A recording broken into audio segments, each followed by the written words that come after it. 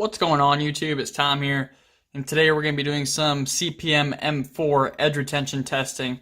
Now, before we get into the video, I'd like to mention once again that I am part of Nick Shabaz's contest for Best New Reviewer, so if you guys would like to evaluate me, go to the link in my description and head over there and you just choose my name from the drop-down menu and answer the questions there as truthfully as possible. So, with that out of the way, let's get into the video. M4 is a steel that I've been very excited to test for a long time now. Before something like Maximet came out, M4 was pretty much king of edge retention as far as production knives go. And I was pretty excited to get my hands on it the first time. And I have some limited experience with M4, and this is my first extensive experience with M4. This knife has been very lightly carried, but heavily tested. You guys may be able to remember a couple videos ago, well, I guess it's quite a while ago now. Probably about a month and a half or maybe 2 months ago, I did the factory edge versus sharpened edge test on this knife. It's been sharpened quite a few times now, and it was the perfect time to do some testing on it. I had a buddy who was thinking about picking up one of the new Benchmade Super Freaks and was wondering how their M4 held up. So that was originally the premise of testing this knife. I was trying to give him, the okay if the steel was good, or a no if the steel was not good. So before we get too far into that, let's talk about the composition here. It's pretty interesting actually. 1.4% carbon, 4% chromium, so it is not a stainless steel. As you guys can see here by the coated blade, Benchmade always does coated blades on their non-stainless steels, well, for the most part. 5.2% molybdenum, 5.5% tungsten, which is pretty interesting, 4% vanadium, pretty common. 0.55% silicon, 0.3% manganese, and trace amounts of phosphorus and sulfur. It has higher toughness at the same hardness compared to M2. M2 used to be a pretty common steel used for the same uses that M4 is used now, but since this has a higher toughness at the same hardness, people tend to use this instead, and it's very popular in competition cutting knives. So there's some production companies that use M4 as well, Benchmade being one of them, and as well as Spyderco. Those are generally the two that use it the most. Benchmade, I think, has the Contago in M4. That's a regular production knife. And then Spyderco had the Mantras, but they're no longer in production. But they do still have the Gale Bradley 2 that is M4. Let's talk about some of the critical measurements here. 0.11 inch stock thickness and about 28 thousandths behind the edge. So that is super thick, and that does hinder its cutting ability. And as far as Rockwell hardness goes, Benchmade says that it's about 62 to 64 HRC. But talking to Steve, he said that Kurt has tested 2 of them now in M4, the new Super Freaks, and both came out to 63 on the money. So it seems like they're nailing their heat treat on it. So let's talk about testing here. So I did the exact same progression on this that I do on every knife that I test to be qualified for the actual testing. I sharpen it to 18 degrees per side on my wicked edge. That's 200 and 600 grit diamond. That's the maximum grit that I'll take it to, and then I put a 20 degree micro bevel on it on my Spyderco Sharp Maker. That's about 1200 grit. Then I tape off a section of the blade, and what I do a little bit different than Steve and Gerald over at Outpost 76, I don't tape off a front and a back section. I typically just tape off, and you guys will see it in the video right now, I just tape off a back section that gives me something to reset on. And there's a reason for that, and I'll get to it here in a little bit. So I ran the first test, and I got 434.46 feet. I predicted it'd come in right around 400 feet from seeing some of the good results we had with M390. M4 should be a little bit better than M390, and I was pretty happy with that result. That was pretty solid. I was perfectly okay to post a video just after that point, figuring that was, just about as good as it's going to get. Then I saw Super Steel Steve's video the next day, which is interesting, or funny, because I didn't steal the video idea from him. I had this recorded the day before, and I was going to record this portion that you're hearing right now. I was going to record that later. So I saw Steve's video the next day and noticed that he had a considerably different result. So I talked to Steve, and I'm not going to spoil the results or anything. If you guys want to see his results, go over to his video. But we talked about some of the differences that we have between them.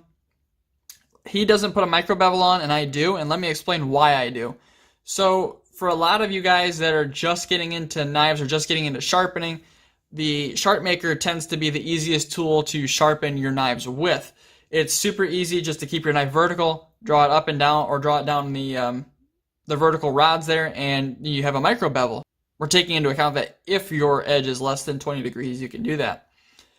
I know that was the first sharpening system that I got, and I feel like that's the best way that I can test that you guys can easily replicate, just because of the fact that it's an inexpensive tool to pick up, and it seems like everyone who's actually gotten into knives pretty much has one. It's just a great tool. We also talked about the cutting edge used, and like I said, I tape off that back section of the blade, and I always assumed that I was right around 1 inch of cutting edge used. I try and keep the cutting to the same portion of the knife as much as possible. I watch that pretty closely. And I think I've tried to use the tape at the very front, and it just doesn't work for me for one reason. As I'm cutting, I like to drag the knife on a diagonal. You guys will probably be able to see the marks here. See how I kind of go diagonal on it? And when I do that, it just destroys the tape at the front after like 10 cuts. It isn't worth the time for me to put that tape on the very front. Another difference is between our testing, I cut against the grain and Steve cuts with the grain. Now, in theory, I thought that you would get better results cutting with the grain because there's technically less resistance because you're going with the tubes of the cardboard as opposed to going against them. Maybe that's not the case. Maybe the silica that's actually in cardboard is distributed pretty evenly throughout and that doesn't play a difference. I'm starting to think that's more the case since me, Steve, and Gerald all get pretty much the exact same results. So I don't really think it matters too much as far as that goes, but for the sake of my testing, I'm gonna continue to cut against the grain just because if there is a difference, it's gonna show, and that's how I've cut everything to this point. There's also one more difference, and that was the number of sharpenings. So Steve said that he did his typical 3 on his mantra that he tested. This one I've sharpened 5 times before testing, so that was the sixth sharpening before I tested for the first time, and I ended up testing it 3 times. So that was 6, 7, and 8. So I mean, I believe we're well past the bad steel at this point. Now, again, with that original test where I did the factory edge versus the sharpened edge, off of the first edge that I sharpened with, I got 268 feet. And if we're talking about a boost in edge retention, because typically you get that boost in edge retention after sharpening past the factory edge. What it seems like from Outpost 76's videos is that you generally get upwards of about 100% increase. So that 434 feet made a lot of sense off the factory edge, because I guess that's after the first sharpening. The factory edge was a little bit less. I think it was like 180. So that made sense. So I told Steve that I was going to test it again and see what we got. So I completely resharpened it. I didn't just put a new micro bevel on it. I put it back on the wicked edge, completely resharpened it, put another new micro bevel on it again, and then I focused even stronger on the area of the blade used.